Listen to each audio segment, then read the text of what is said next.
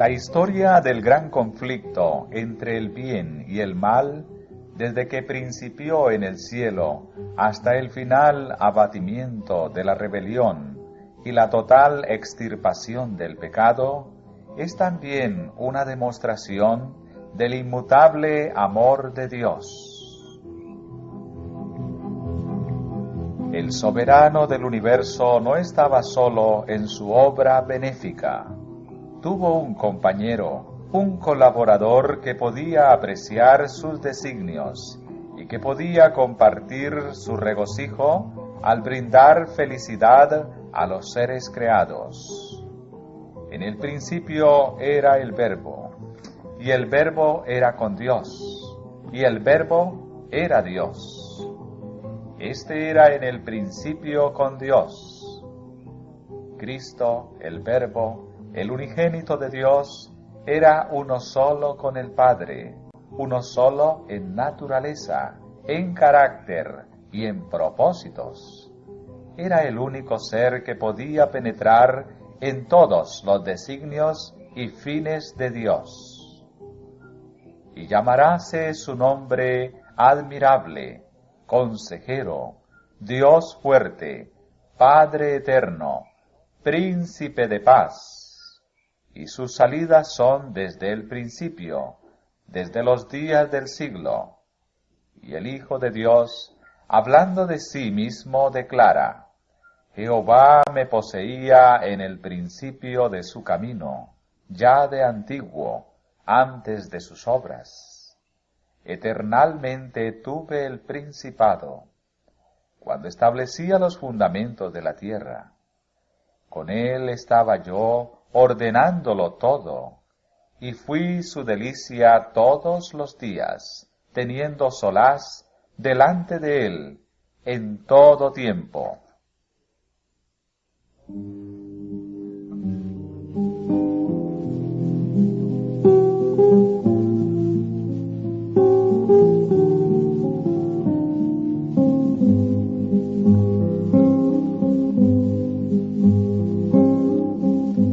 El Padre obró por medio de su Hijo en la creación de todos los seres celestiales, porque por Él fueron criadas todas las cosas, sean tronos, sean dominios, sean principados, sean potestades. Todo fue creado por Él y para Él. Los ángeles son los ministros de Dios, que, irradiando la luz que constantemente dimana de la presencia de Él y valiéndose de sus rápidas alas, se apresuran a ejecutar la voluntad de Dios. Pero el Hijo, el ungido de Dios, la misma imagen de su substancia, el resplandor de su gloria y sostenedor de todas las cosas, con la palabra de su potencia, tiene la supremacía sobre todos ellos. Un trono de gloria excelso desde el principio era el lugar de su santuario, una vara de equidad, el cetro de su reino.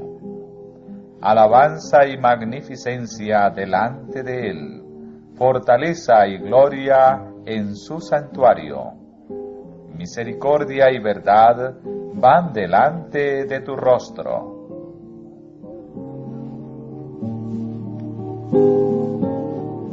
Siendo la ley del amor el fundamento del gobierno de Dios, la felicidad de todos los seres inteligentes depende de su perfecto acuerdo con los grandes principios de justicia de esa ley. Dios desea de todas sus criaturas el servicio que nace del amor, de la comprensión y del aprecio de su carácter. No halla placer en una obediencia forzada y otorga a todos libre albedrío para que puedan servirle voluntariamente.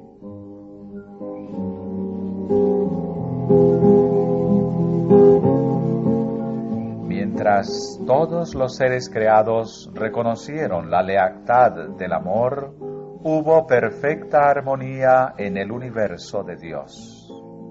Cumplir los designios de su Creador era el gozo de las huestes celestiales. Se deleitaban en reflejar la gloria del Todopoderoso y en alabarle, y su amor mutuo fue fiel y desinteresado, mientras el amor de Dios fue supremo. No había nota discordante que perturbara las armonías celestiales, pero se produjo un cambio en ese estado de felicidad.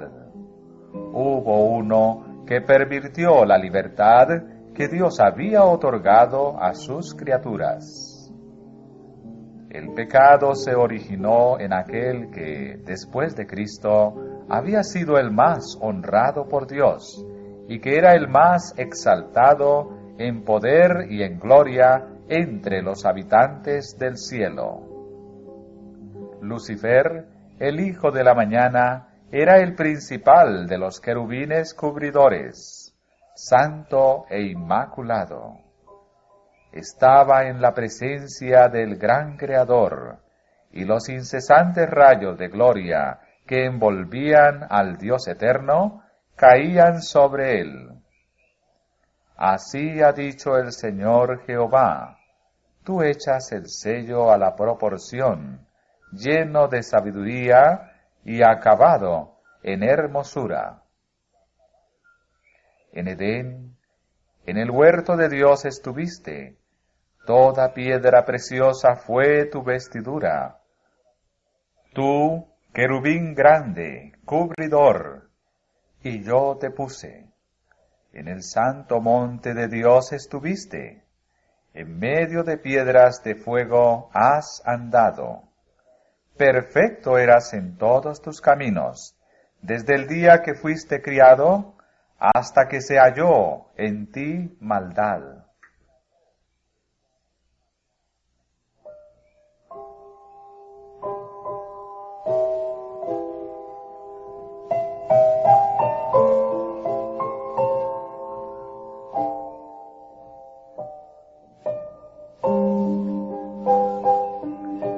Poco a poco Lucifer llegó a albergar el deseo de ensalzarse.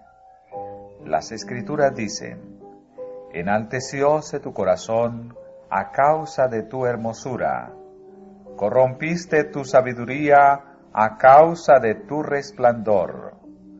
Tú que decías en tu corazón: junto a las estrellas de Dios ensalzaré mi solio, y seré semejante al Altísimo.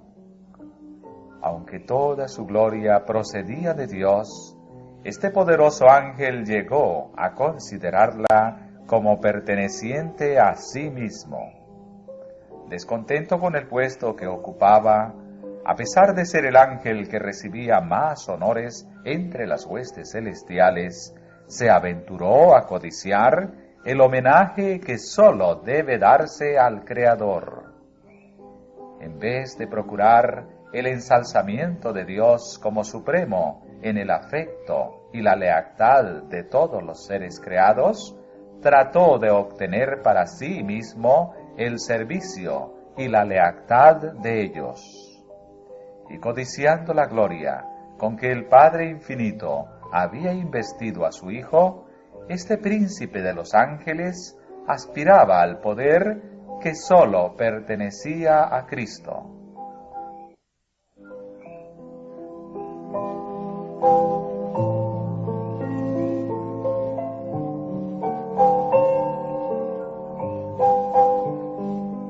Ahora, la perfecta armonía del cielo estaba quebrantada. La disposición de Lucifer de servirse a sí mismo en vez de servir a su Creador despertó un sentimiento de honda aprensión cuando fue observada por quienes consideraban que la gloria de Dios debía ser suprema. Reunidos en concilio celestial, los ángeles rogaron a Lucifer que desistiese de su intento. El Hijo de Dios, presentó ante él la grandeza, la bondad y la justicia del Creador, y también la naturaleza sagrada e inmutable de su ley. Dios mismo había establecido el orden del cielo y, al separarse de él, Lucifer deshonraría a su Creador y acarrearía la ruina sobre sí mismo. Pero la amonestación, hecha con misericordia y amor infinitos, solamente despertó un espíritu de resistencia. Lucifer permitió que su envidia hacia Cristo prevaleciese y se afirmó más en su rebelión.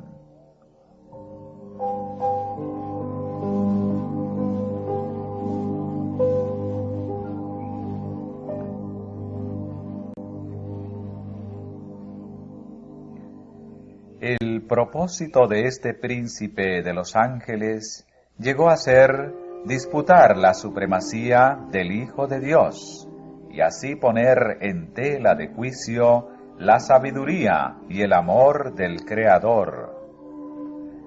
Al lograr este fin, estaba por consagrar las energías de aquella mente maestra, la cual, después de la de Cristo, era la principal entre las huestes de Dios.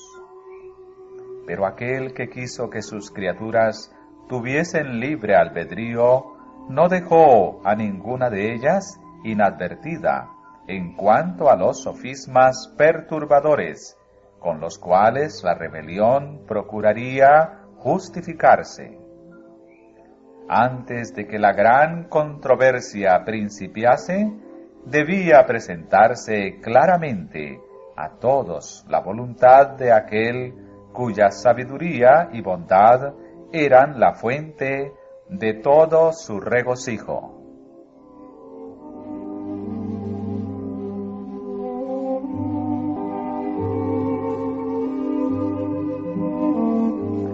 El Rey del universo convocó a las huestes celestiales a comparecer ante él, a fin de que en su presencia él pudiese manifestar cuál era el verdadero lugar que ocupaba su Hijo y manifestar cuál era la relación que él tenía para con todos los seres creados.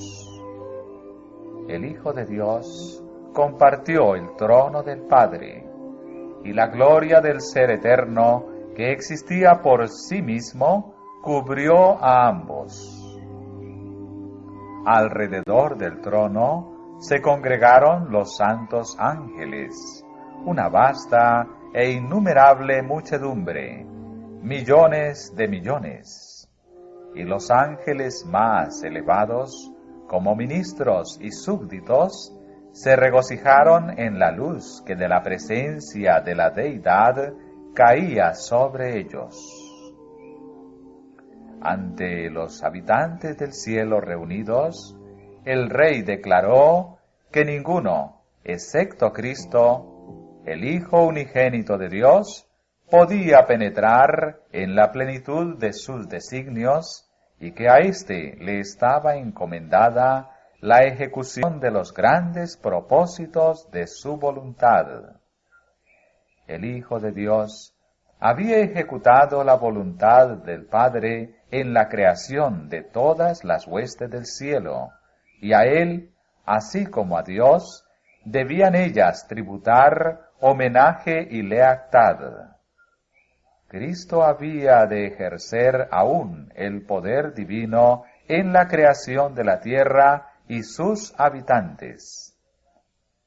Pero en todo esto no buscaría poder o ensalzamiento para sí mismo en contra del plan de Dios, sino que exaltaría la gloria del Padre y ejecutaría sus fines de beneficencia y amor.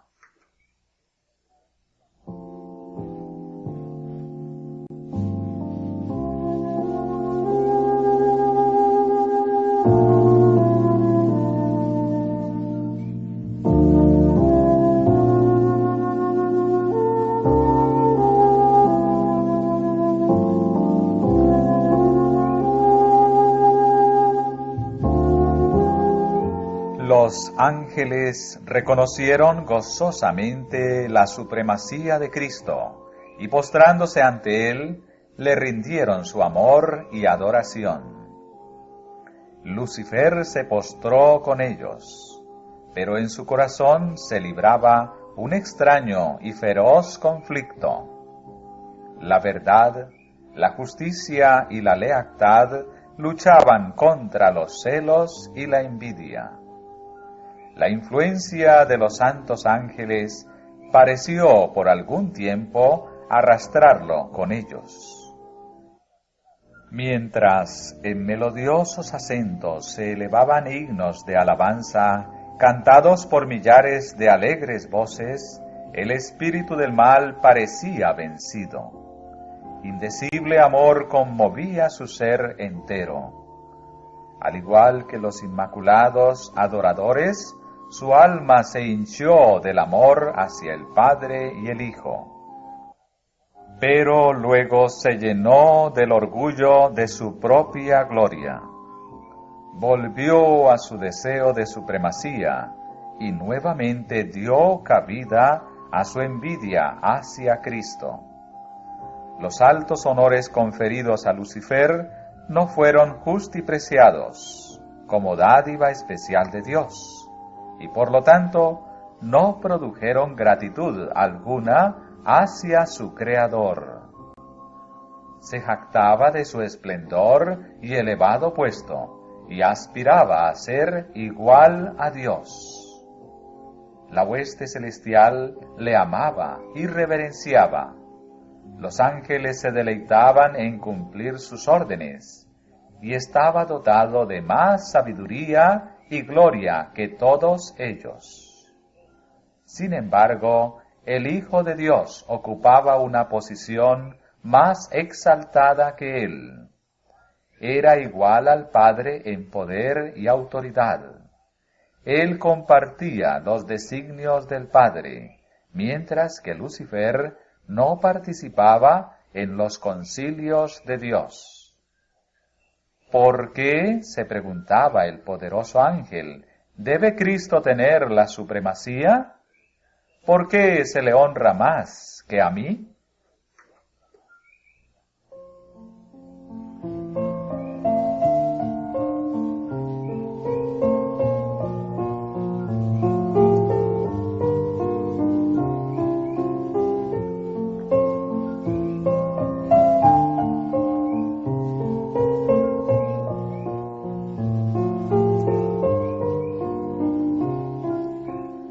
Abandonando su lugar en la inmediata presencia del Padre, Lucifer salió a difundir el espíritu de descontento entre los ángeles.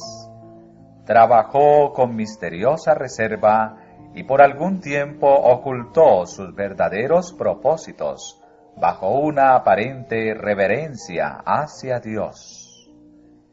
Principió por insinuar dudas acerca de las leyes que gobernaban a los seres celestiales, sugiriendo que aunque las leyes fuesen necesarias para los habitantes de los mundos, los ángeles, siendo más elevados, no necesitaban semejantes restricciones, porque su propia sabiduría bastaba para guiarlos. Ellos no eran seres que pudieran acarrear deshonra a Dios. Todos sus pensamientos eran santos, y errar era tan imposible para ellos como para el mismo Dios. La exaltación del Hijo de Dios como igual al Padre fue presentada como una injusticia cometida contra Lucifer, quien, según se alegaba, tenía también derecho a recibir reverencia y honra. Si este príncipe de los ángeles pudiese alcanzar su verdadera y elevada posición, ello redundaría en grandes beneficios para toda la hueste celestial, pues era su objeto asegurar la libertad de todos. Pero ahora, aún la libertad que habían gozado hasta ese entonces concluía, pues se les había nombrado un gobernante absoluto, y todos ellos tenían que prestar obediencia a su autoridad. Tales fueron los sutiles engaños que por medio de las astucias de Lucifer cundían rápidamente por los atrios celestiales.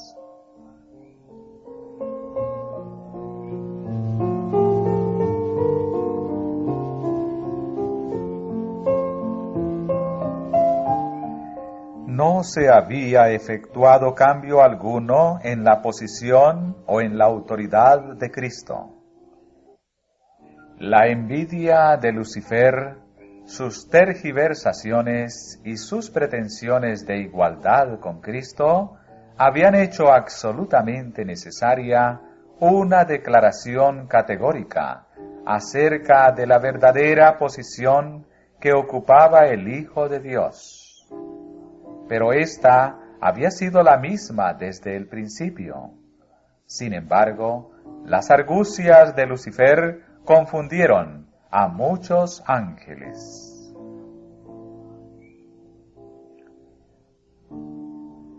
Valiéndose de la amorosa y leal confianza depositada en él por los seres celestiales que estaban bajo sus órdenes, había inculcado tan insidiosamente en sus mentes su propia desconfianza y descontento, que su influencia no se discernía. Lucifer había presentado con falsía los designios de Dios, interpretándolos torcida y erróneamente, a fin de producir disensión y descontento. Astutamente inducía a sus oyentes a que expresaran sus sentimientos. Luego, cuando así convenía a sus intereses, repetía esas declaraciones en prueba de que los ángeles no estaban del todo en armonía con el gobierno de Dios. Mientras aseveraba tener perfecta lealtad hacia Dios, insistía en que era necesario que se hiciesen cambios en el orden y las leyes del cielo para asegurar la estabilidad del gobierno divino.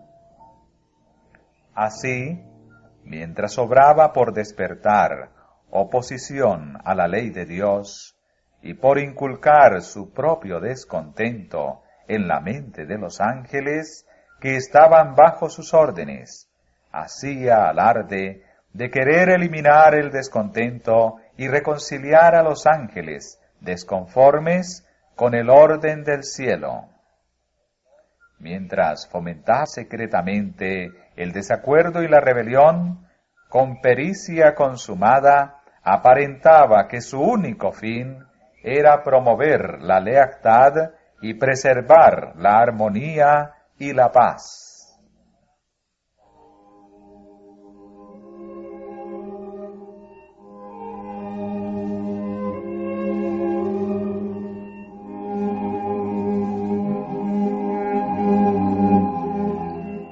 El espíritu de descontento, así encendido, hacía su funesta obra.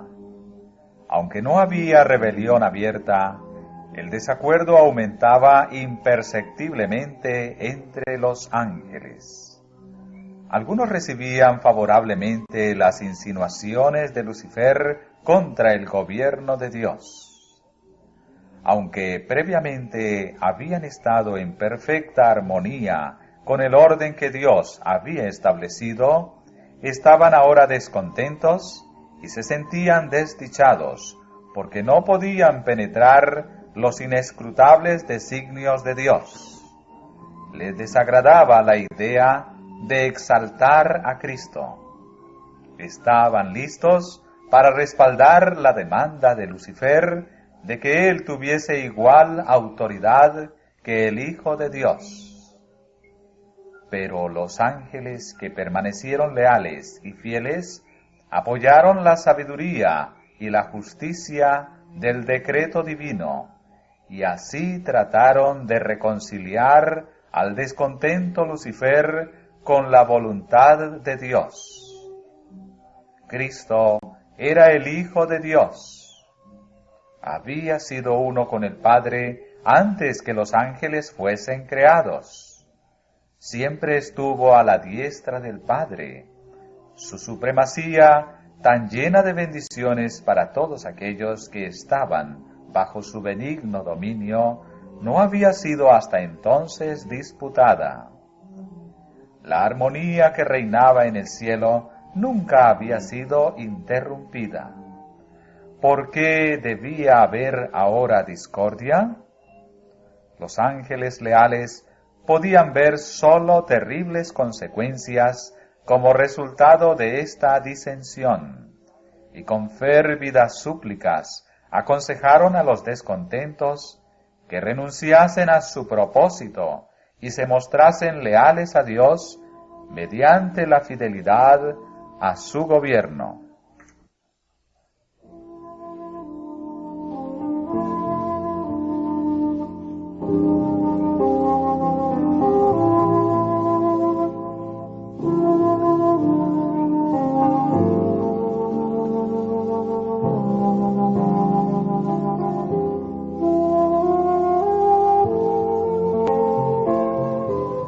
Con gran misericordia, según su divino carácter, Dios soportó por mucho tiempo a Lucifer. El espíritu de descontento y desafecto no se había conocido antes en el cielo. Era un elemento nuevo, extraño, misterioso e inexplicable. Lucifer mismo, al principio, no entendía la verdadera naturaleza de sus sentimientos. Durante algún tiempo había temido dar expresión a los pensamientos y a las imaginaciones de su mente. Sin embargo, no los desechó. No veía el alcance de su extravío. Para convencerlo de su error, se hizo cuanto esfuerzo podían sugerir la sabiduría y el amor infinitos. Se le probó que su desafecto no tenía razón de ser, y se le hizo saber cuál sería el resultado si persistía en su rebeldía. Lucifer quedó convencido de que se hallaba en el error. Vio que justo es Jehová en todos sus caminos y misericordioso en todas sus obras, que los estatutos divinos son justos y que debía reconocerlos como tales ante todo el cielo. De haberlo hecho, podría haberse salvado a sí mismo y a muchos ángeles. Aún no había desechado completamente la lealtad a Dios. Aunque había abandonado su puesto de querubín cubridor, si hubiese querido volver a Dios, reconociendo la sabiduría del Creador y conformándose con ocupar el lugar que se le asignó en el gran plan de Dios, habría sido restablecido en su puesto.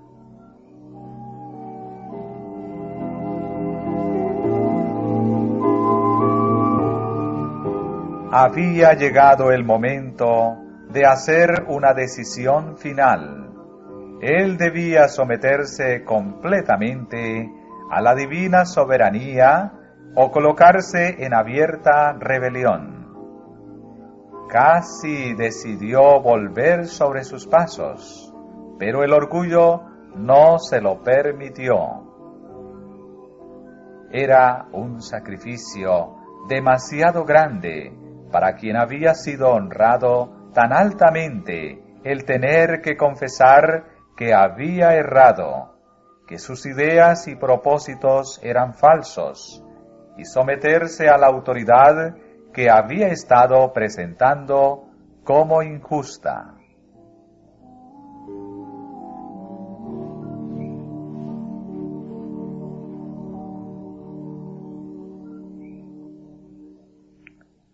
Un Creador compasivo, anhelante de manifestar piedad hacia Lucifer y sus seguidores, procuró hacerlos retroceder del abismo de la ruina al cual estaban a punto de lanzarse.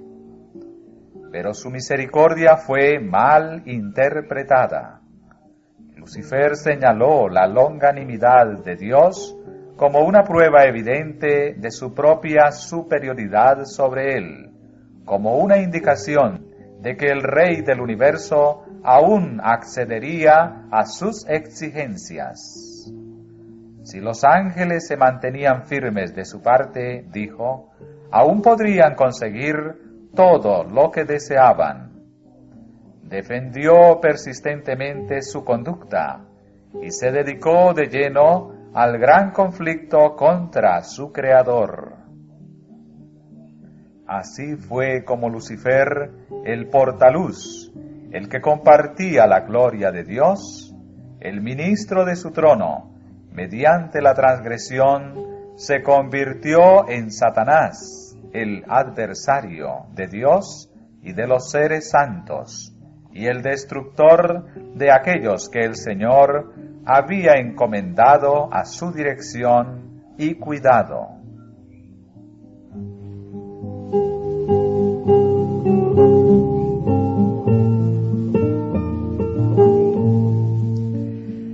Rechazando con desdén los argumentos y las súplicas de los ángeles leales, los tildó de esclavos engañados.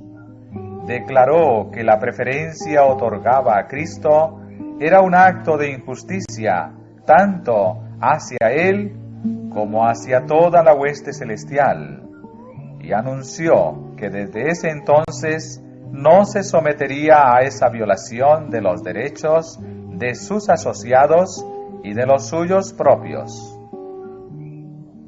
Nunca más reconocería la supremacía de Cristo. Había decidido reclamar el honor que se le debió haber otorgado y asumir la dirección de cuantos quisieran seguirle, y prometió a quienes entrasen en sus filas un gobierno nuevo y mejor, bajo cuya tutela todos gozarían de libertad. Gran número de ángeles manifestó su decisión de aceptarle como su caudillo.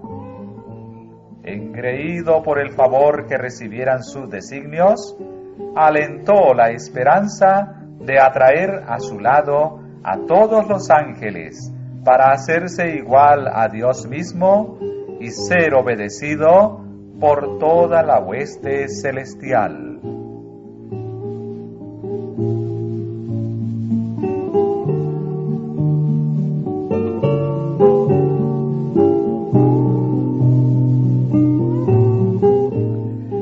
Los ángeles leales volvieron a instar a Satanás y a sus simpatizantes a someterse a Dios. Les presentaron lo que resultaría inevitable en caso de rehusarse. El que los había creado podía vencerlos y castigar severamente su rebelde osadía. Ningún ángel podía oponerse con éxito a la ley divina, tan sagrada como Dios mismo. Advirtieron y aconsejaron a todos que hiciesen oídos sordos a los razonamientos engañosos de Lucifer, y le instaron a él y a sus secuaces a buscar la presencia de Dios sin demora alguna, y a confesar el error de haber puesto en tela de juicio la sabiduría y la autoridad divinas.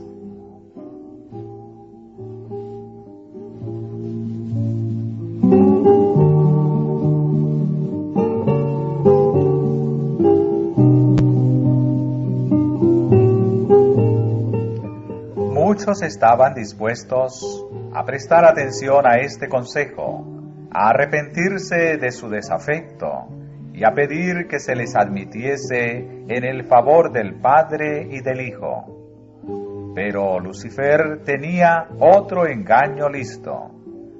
El poderoso rebelde declaró entonces que los ángeles que se le habían unido habían ido demasiado lejos para retroceder, que él estaba bien enterado de la ley divina y que sabía que Dios no los perdonaría. Declaró que todos aquellos que se sometieran a la autoridad del cielo serían despojados de su honra y degradados. En cuanto a él se refería, estaba dispuesto a no reconocer nunca más la autoridad de Cristo. Manifestó que la única salida que les quedaba a él y a sus seguidores era declarar su libertad y obtener por medio de la fuerza los derechos que no se les quiso otorgar de buen grado.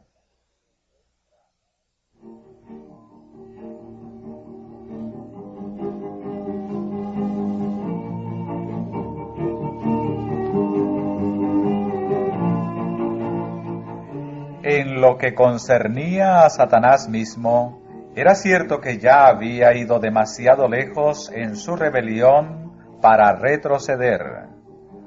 Pero no ocurría lo mismo con aquellos que habían sido cegados por sus engaños. Para ellos el consejo y las súplicas de los ángeles leales abrían una puerta de esperanza, y si hubiesen atendido la advertencia, podrían haber escapado del lazo de Satanás.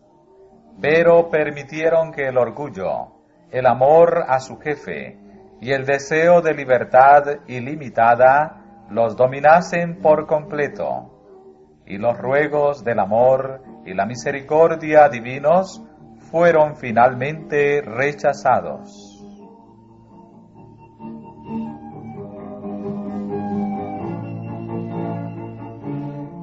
Dios permitió que Satanás siguiese con su obra hasta que el espíritu de desafecto se trocó en una activa rebelión. Era necesario que sus planes se desarrollasen en toda su plenitud, para que su verdadera naturaleza y tendencia fuesen vistas por todos. Como querubín ungido, Lucifer había sido altamente exaltado. Era muy amado por los seres celestiales, y su influencia sobre ellos era poderosa. El gobierno de Dios incluía no sólo los habitantes del cielo, sino también los de todos los mundos que había creado, y Lucifer llegó a la conclusión de que si pudiera arrastrar a los ángeles celestiales en su rebelión, podría también arrastrar a todos los mundos. Él había presentado su punto de vista astutamente, haciendo uso de sofismas y engaños para lograr sus fines. Su poder para engañar era enorme. Disfrazándose con un manto de mentira, había obtenido una ventaja. Todo cuanto hacía estaba tan revestido de misterio que era muy difícil revelar a los ángeles la verdadera naturaleza de su obra. Hasta que ésta no estuviese plenamente desarrollada, no podría manifestarse cuán mala era ni su desafecto sería visto como rebelión. Aún los ángeles leales no podían discernir bien su carácter, ni ver a dónde se encaminaba su obra.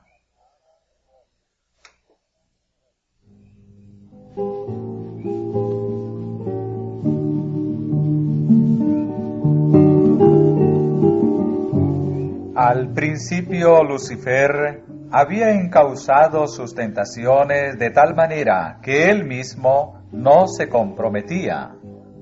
A los ángeles, a quienes no pudo atraer completamente a su lado, los acusó de ser indiferentes a los intereses de los seres celestiales. Acusó a los ángeles leales de estar haciendo precisamente la misma labor que él hacía.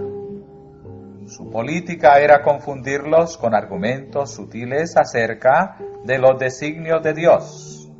Cubría de misterio todo lo sencillo, y por medio de astuta perversión ponía en duda las declaraciones más claras de Jehová, y su elevada posición, tan íntimamente relacionada con el gobierno divino, daba mayor fuerza a sus pretensiones.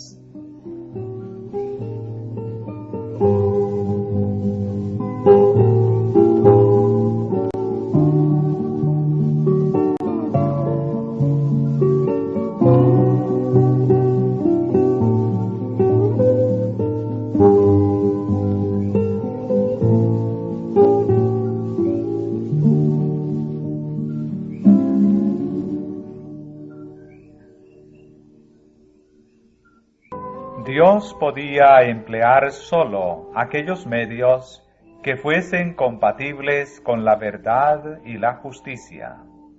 Satanás podía valerse de medios que Dios no podía usar, la lisonja y el engaño. Había procurado falsear la palabra de Dios y había tergiversado el plan de gobierno divino, alegando que el Creador no obraba con justicia al imponer leyes a los ángeles, que al exigir sumisión y obediencia de sus criaturas, buscaba solamente su propia exaltación. Por lo tanto, era necesario demostrar ante los habitantes del cielo y de todos los mundos que el gobierno de Dios es justo y su ley perfecta. Satanás había fingido que procuraba fomentar el bien del universo. El verdadero carácter del usurpador y su verdadero objetivo debían ser comprendidos por todos. Debía dársele tiempo suficiente para que se revelase por medio de sus propias obras inicuas.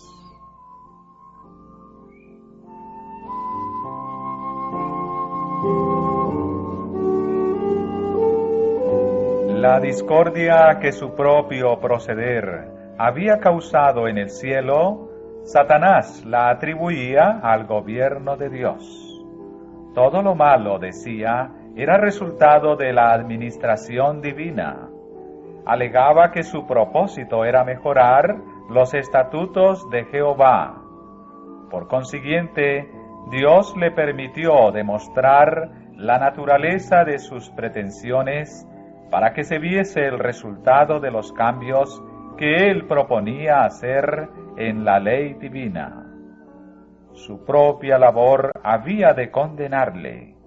Satanás había dicho desde el principio que no estaba en rebeldía. El universo entero había de ver al engañador desenmascarado.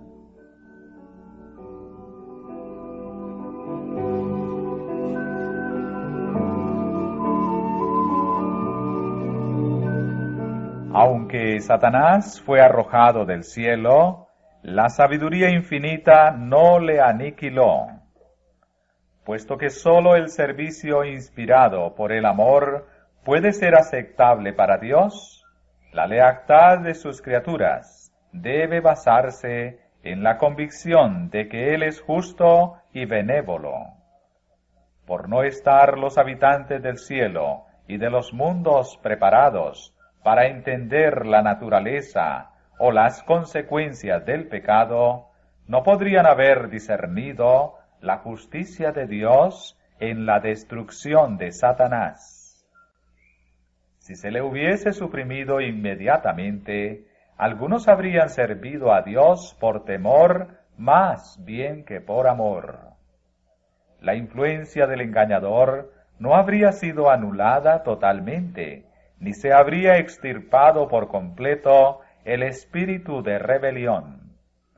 Para el bien del universo entero, a través de los siglos sin fin, era necesario que Satanás desarrollase más ampliamente sus principios, para que todos los seres creados pudiesen reconocer la naturaleza de sus acusaciones contra el gobierno divino, y para que la justicia y la misericordia de Dios y la inmutabilidad de su ley quedasen establecidas para siempre.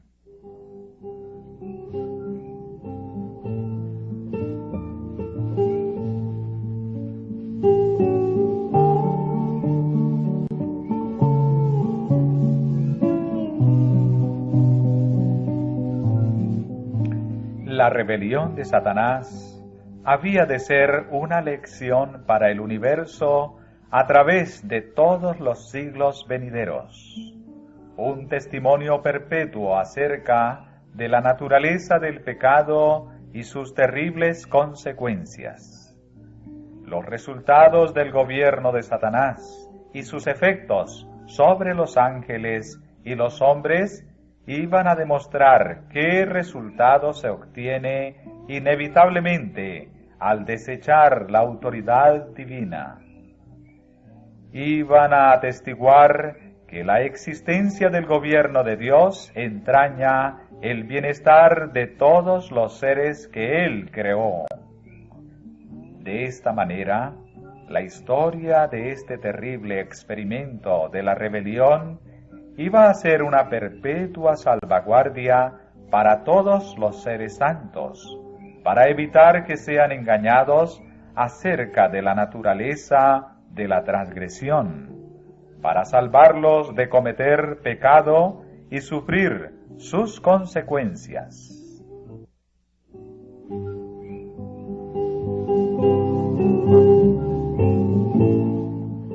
El que gobierna en los cielos ve el fin desde el principio.